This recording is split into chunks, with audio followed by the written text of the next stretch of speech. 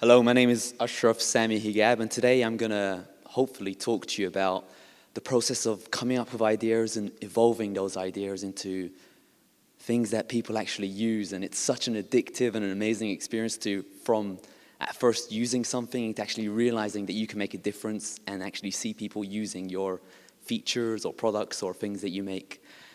And I'm going to start this by giving you 3 different scenarios, personal scenarios that occurred to me throughout my career. First one, I'm going to rewind back to around 10 years ago when I was working in the games industry. And the games industry, it's amazing because you have these highly creative people just working one vibrant hub, and they're trying to make a difference into a game. But rather than today's app-centric world, back then, and still today in the games industry, team sizes were a lot bigger and budgets were a lot bigger. So we had very, very fixed agreements with publishers where we had to deliver features and milestones every single month, and these were agreed. So the scope for you actually introducing an idea into this milestone was very narrow. And because everyone else was creative, you had a lot of competitors. So if you wanted to get your idea in a game, you had to be very, very undercut about it. You just had to do it and hope that it stuck. But there was an idea that naturally got into a game. And at the time, we were working on a 50 Cent game. Now, 50 Cent is one of my heroes. I'm sorry. Not everyone else agreed. But he was going around causing havoc in this Xbox 360 game. It was a standard shoot 'em up, but there was something missing. So we were playing other games to try to figure out how we can improve it. And we were playing another game, and this game was based on the movie Scarface, which probably none of you guys know about, but it's an action game where you run around, cause havoc, and it had this really cool button where when you pressed it, he quoted one of the lines from the movie and just like danced around a little bit. And I loved it because I loved Scarface as well. So I went around the studio running around saying, we need something like this, we need an idea like this. And lo and behold, a couple of months later, the lead designer, he loved it and he put it in the game. And this made the game slightly better than what it was. And I thought I was a genius. I thought I'd come up with the most amazing idea to copy an idea from another game and apply it to our game. And if we just pause that for a second, that's all I'd done. I'd taken one idea for one game and just copied it into a compatible feature on another game. So I'm just going to stop that story right there and fast forward to about 10 years later. So now I'm in the startup world, working on tools and technology, and I'm in China last month. And we're exhibiting at one of the internet conferences over there in Beijing. And I met this founder for this company working on a social blogging platform. Now you have to use social if you use the term blogging nowadays, where all he'd done was he'd create a really simple user experience where you sign in and you can just post your blogs, your news, your stories, your pictures, your videos in a really simplified form.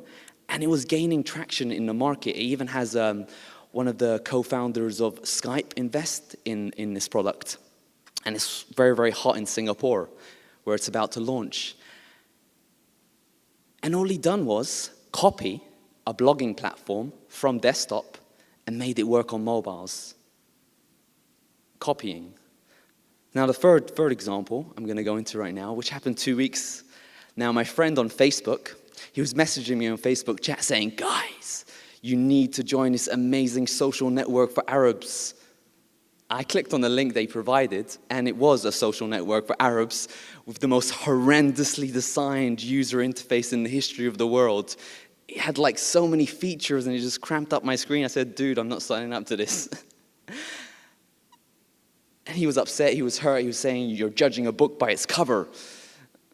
And I'll go into that in a little bit later, but free products right there, free features, and all they are, they're ideas, and they're just copied off other products. That's what ideas are. They're the copying of other products. The first one, we've taken a feature from a complementary product and we put it into another one. Now, there was a lot of work put in to actually make it good, but it's like a song.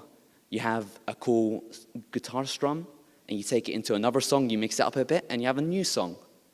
Let's take the second copy. You've taken one product from a web desktop platform into a new platform, a mobile platform. This has occurred throughout our history. We've taken words into stories, stories into books, books into movies. If anyone saw Apple's WWDC event yesterday, you had this startup working on a game that you'd normally play on a mobile phone, you're actually playing it in real life using remote control cars. This is huge, and this occurs everywhere. Now, the last idea, although I've berated it slightly, it happens all the time as well. Facebook wasn't the first social network. They took social working, and they applied it to university students. They applied it to another demographic.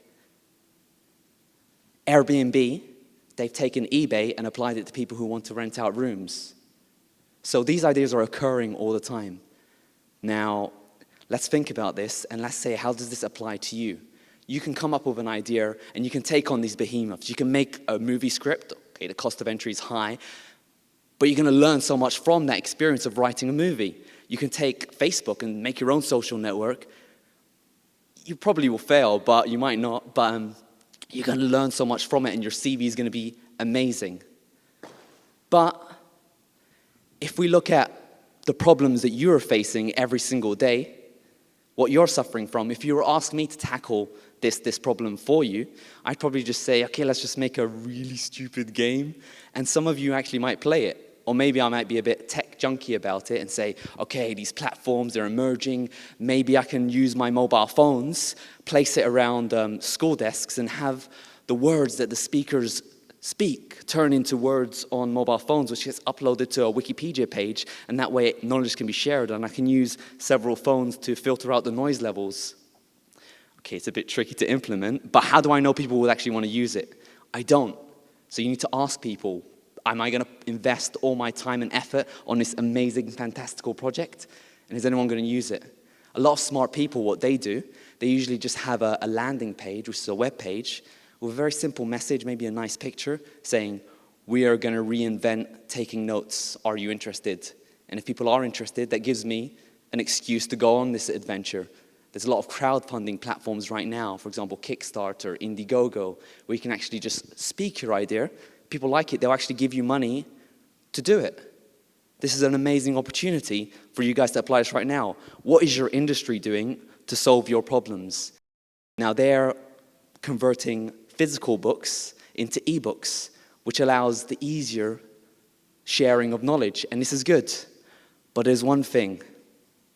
Right now, every single day in your lives, you're facing problems that I or no one else knows about.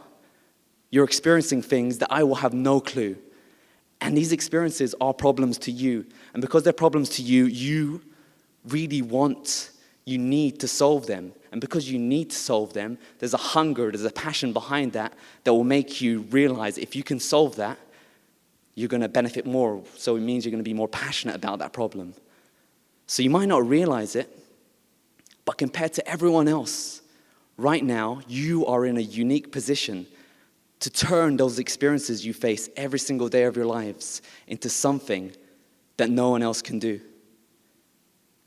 And I encourage you to do that. Thank you very much for your time.